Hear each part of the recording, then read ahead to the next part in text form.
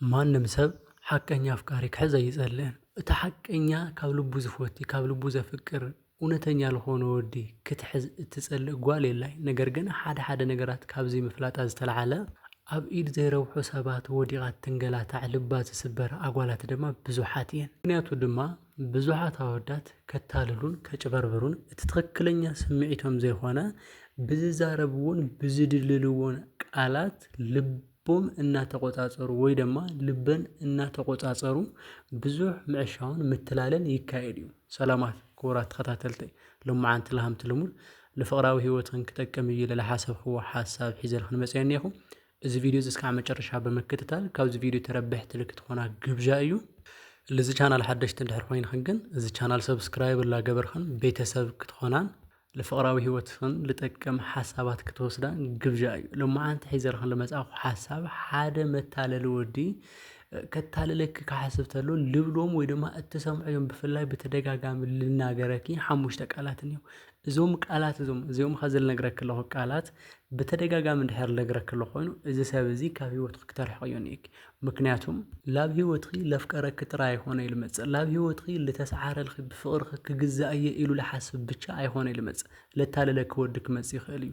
ለጭበርብረኪ ወዲ ግዜ ክልበልዕ ካባኺ ዝደለዮ ነገር ክሳብ ዝረክብ ምሳኺ ክኸውን ዝደሊ ወዲ እውን ናብ ህይወትኺ ይመጽእ እዩ።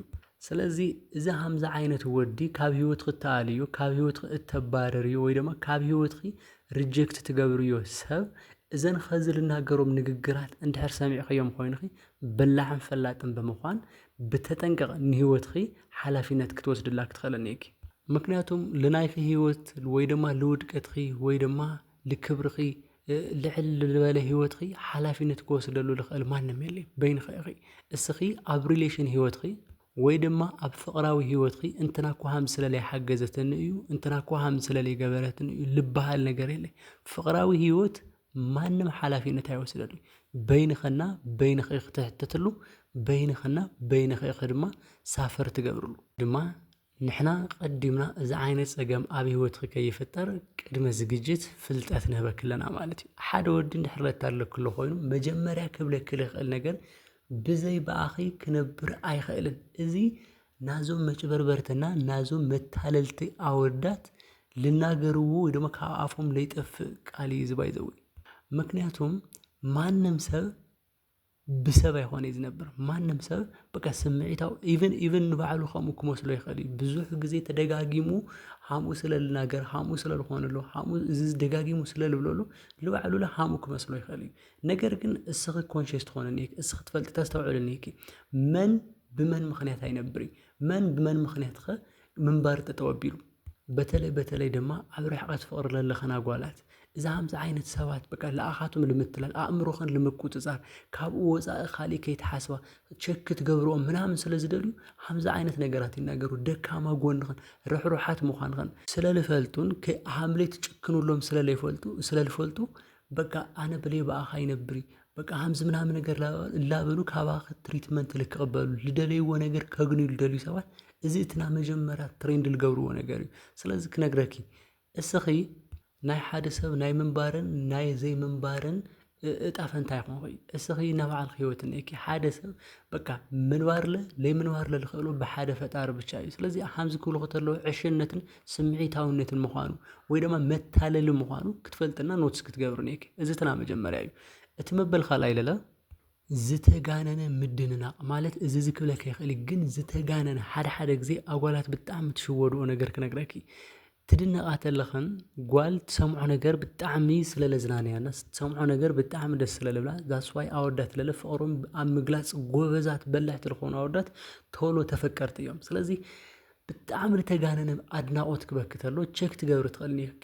ድየ ትብል እኒአኪ። ሓደ ሰብ እስኺ እኮ በቃ እስኺ ተዘውጊዐክ እኮ ምንም በቃ ኣይወግሐለይ ሃምዚ እኮ ኣይኮነ ምናምን ክብለክ ጀስት ኖትስ ጎርዮ ማለት ኣይኮነ ሪያሊቲ ኣይኮነ ማለት ኣብ ሪያሊቲ ለይተደገፈ ነገር ኣብ ባይታ ለየሎ ነገር ሰብ ክናገረክ ተሎ ግዴታ ሓሻው ምናምን ክትብሉ የለ ይኾነ ኖትስ ክትገብሪ ትኽእል እኒአኪ። የታለን ሎ ድዩ ልምንታይ እዩ ሃምዚ ልብለኒ ልምንታይ እዩ ህንዲ ዝተጋነነ ኣድናቖት ልበንሎ ናይ ማን ተደናቒት ስለልኾንኩ ድየ። ብዙሕ ግዜ እዚ ችግር ዝፍጠር ኣብዚ እዩ። ማንም ጓል ክትድነቕ ተላ ደስ ኢልዋ እትድነቕ በቃኛ ይትብሊ ዩሲ إزي لفلت ود እንደገና معلت نجهو ቆንጆ ምዃን ኸይነግረኪ ንግሆ ብሌ በአኽ መንባር ሃምለ ይኽእል ይነግረኪ ንግሆ እና መንባሩ ምኽንያት ምዃን ኸይነግረኪ በቃ ህይወቱ አባኸ ዲፐንድ ሃምለ ገበር አባኸ ተደጊፉ ሃምለ ነበር እስኽ ተለይሃሊ ሃምለ ይህሊ እስ ተነቢርክ ድማ ሃምለ ነበር ለአኽ ተወጊሑ ልኺ እስኽ ደስተኛ ተኾይንኽ ብቻ ደስተኛ ሃምለ ኾን ሃምዝ ላተጋነነ ክነግረክ ተሎ እስኽ ደስተኛ ትኾን እዚ ካብ ሓቀ ዝረሓቐ እዩ ክነግረኪ ማንም ሰብ ናብ ባዕሉ ህይወት እኒኦ ማንም ሰብ ናብ ባዕሉ ህይወት ሃምለለዎ ልክዕ ድማ ናብ ባዕሉ ድሌትለ እኒሄዎ እዩ ስለዚህ ሓንቲ ጓል ድማ በተለይ ገና ኣብ ፍቕሪ እናሃለኹም ድሕር ኮይንኩም እዚ ክነግረክ ተሎ ጀስት ኖትስ ገበርዮ ሪጀክት ገበርዮ ምናምን ኣይኮን ክድብለክ ኣለኹ ግን ሃምለ ይኾነ ሓቂ ሃምለ ይኾነ ኣባይታ ሃምለ የሉ ክተስተውዕል ክትኽእልኒኪ ስማርት ትኾንኒኪ ናማንም ቃላት ወይ ድማ ናማንም ሽንገላ ኣእምሮኽ ክቆፃፀሩ ኣይትፍቀድሉ ኣብ ፍቕሪ ዓለም ሓደ ሚስጥር ክነግረኪ ኮንሽስ ምዃኑ እዩ እቲ ዓብዪ ሚስጥር ማለትም ኣብ ኩልና ስምዒት እኒኦ እዩ እስኽለስ ኣብ ኣኺ ውሽጥለ ስምዒት እኒኦ ኣብ ሓደ ወዲ ውሽጥለ ስምዒት እኒኦ እዚ ስምዒት እዚ ግን ለሙዓንቲ ሓፊዩ ልሞ ደስተኛ ኮይኑ ክትነብር ይገብረክ ወይ ድማ ብጣዕሚ ይወርድ ሞ ዝኾነ በቃ ድብርቲ ምናምን ይሕዘክ እዩ ስለዚ እቲ ሪያሊቲ ወይ ደግሞ እቲ ትክክለኛ ነገር ስምዒት አይሆነ ማለት እዩ ኣእምሮህ ኮንሽስ ምዃንና ለሙዓንቲ ካብ ለለዎ ነገር ለሙዓንቲ ካብ ልናገበረሉ ባሻገር ጽባሕ ልኾኑ ነገር ላስተውዓልኺ ክትሰምዕ ክትኽእልኒ ክሰብ ክናገረክ ተሎ እቲ ሳልሳይ ድማ ክነግረኪ ምሳኺ ክኾኖሞ በቃ ዝኾነ ይኹን ዝብሎ ኣወዳት እውን ኣለዉ እዚ ብጣዕሚ ሓሶትን ብጣዕሚ ኣጓላት ዘፃውድ ዓብዪ ጌጋ እዩ ክነግረኪ ሃምዚ ዓንተወሉ ነገር ኮኺ ማንም ሰብ ናብ ባዕሉ ድሌት እኒሄዎ ማንም ሰብ ናብ ባዕሉ ኣተሓሳሰባ እኒሄዎ ናብ ባዕሉ ባህጊ እኒሄዎ ምሳኺ ስለዝኾነ ብቻ እዚ ኣብ ልብኺ ለሎ ሰብ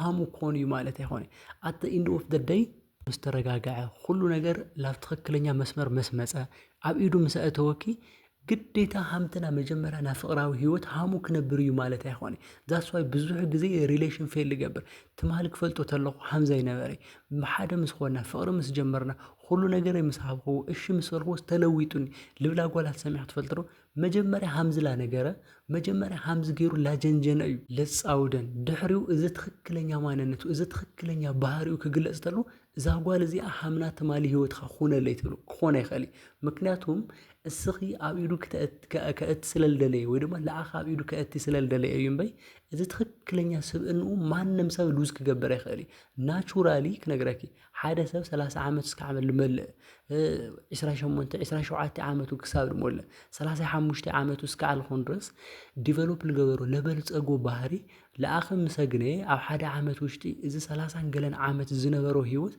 ክቕይሮ እዩ ማለት ዘበት እዩ ግን ስምዒታዊ ስለ ዝኾነ እሱ እውን ከምኡ ዝኸውን ይመስሎ ምሳኺ ምስ ኮነ በቃ ኩሉ ነገር ዝቕየር ኩሉ ነገር ዝሕደግ ኩሉ ነገር ዝስተኻኸል ምናምን ይመስሎ ሞ እዚ ነገረኪ ፋይናሊ ግን ለኣኺ ኣብ ኢዱ ምስ ኣተየ እስኽሽ ምስ በልኽዮ ብሓደ መንባር ምስ ነበርኩም ምስ ከኣልኩም እርግጠኛ ምስ ኮነ በቃ ካብ ኢዱ ሃምለይ ትወፅ ምስ ፈለጠ ዳሕራይ እዚ ትክክለኛና ዝሪል ባህሪው ይግለጽ ማለት እዩ ስለዚ ማንም ሰብ በአንደበቱ አይደልኽ ሪያሊቲ ረይ አባይታ ለሎ ሓቂ ረይ አስተውዕሊ እዚ ብምግባር ካብላታ ለለክ ወዲ ዓርስኽ ከተድሕነ ትኽእል ኢኻ እቲ መበል ራብዓይ ለለክ ነግረኪ ከምዚ ተዘይገርኺ እሺ ተዘይልኽኒ ዓርሰይ ከጥፍ እየ ልብላ ወዳት ገጢሞም ይፈልጡ ዶ እዚኦም ብጣዕሚ ዳንጀር ዝኾኑ ሰባት እዮም ባይዞ ዓርሰይ ከጥፍ እየ ሃምዚ ክኾን እየ እላበሉ ሰባት እላጨነቑ ሰባት ምስ በዓሎም ክገብሩ ልሙክሩ ሰባት እዚኦም ብጣዕሚ ሓደገኛ እዮም ምክንያቱም ሓደ ሰብ ልክጽጽቶን ምስ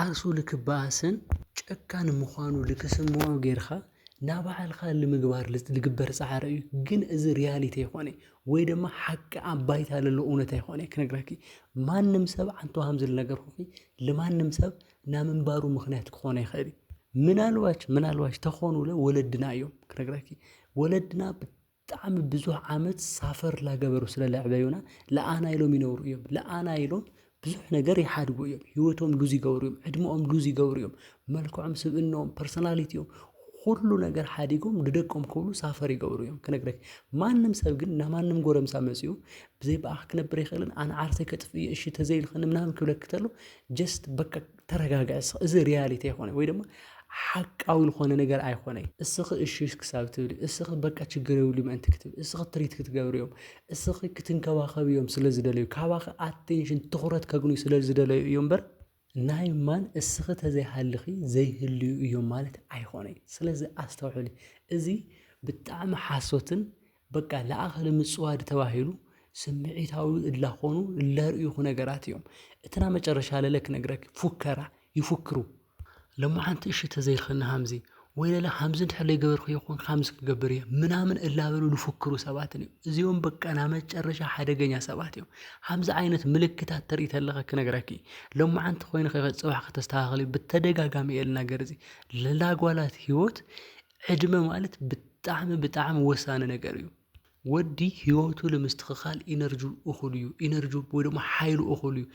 ጓል ግን እሱ ኣይኮነ ዕድመኣ ብቻ እዩ ማተር ልገብር ኩሉም ነገር ንምስትኽኻል ሓዳራ ንምስትኽኻል ስርሓ ንምስትኽኻል ህይወታ ንምስትኽኻል ናብራኣ መልክዓ ኤቭሪቲንግ ንምስትኽኻል ወሳኒው ዕድማ እዩ። ስለዚ ሓደ ሰባት ሃምዚ ላላገጹ ሃምዚ ልተሽቀርቀረ ንግግር ወይ ድማ ልተሽሞንሞነ ሓሪፍ ንግግር ብምግባር ለኣኸ ምጽዋድ ምናምን ክገብሩ ተለዉ ታእዩ ልብሉ እዚ ሰብ እዚ ናይማን ልኾን ድዩ ልግበር ድዩ ልናገረሉ ኣባይታ ልኾን ድዩ ሓደ ሰብ ዓርሰይ ከጥፍእ እየ ስለኣኻ ወይ ድማ ስለኣኻ ዓርሰይ ከጥፍእ እየ ክብለክ ተሎ ሞክሮ ተልብሎሲ ናይማን ዓርሱ ከጥፍእ ድዩ ወይ ድማ ብዘይ በኣኽ ኣይነብሪ ክብለን እንተሎሲ ጀስት እስኪ ምሳኻ ኣይኾንኩ ክብሎ እሞ ናይማን እዚ ምንባር ከኣውዩ ድዩ ኢልካ ሕሳብ ኮንሽስ ኮኒ ኣስተውዕሊ እዚኦም ነገራት እንድሕር ትሰምዑዮም ኣለኺ ካብዚ ሰብ እዚ ክትርሕቐኒ ኢኪ ምክንያቱም እዞም መታለልትን ኣብ ህይወትኩም ሰኣተዩ ንሪሌሽን ብጣዕሚ ኣጸገምቲ ዝበሃሉ ሰባት ዝረአዮም ምልክታት እዚኦም ስለ ዝኾኑ ናይ ሎሚ ዓንቲ ሓሳበይ እዚ ነይሩ።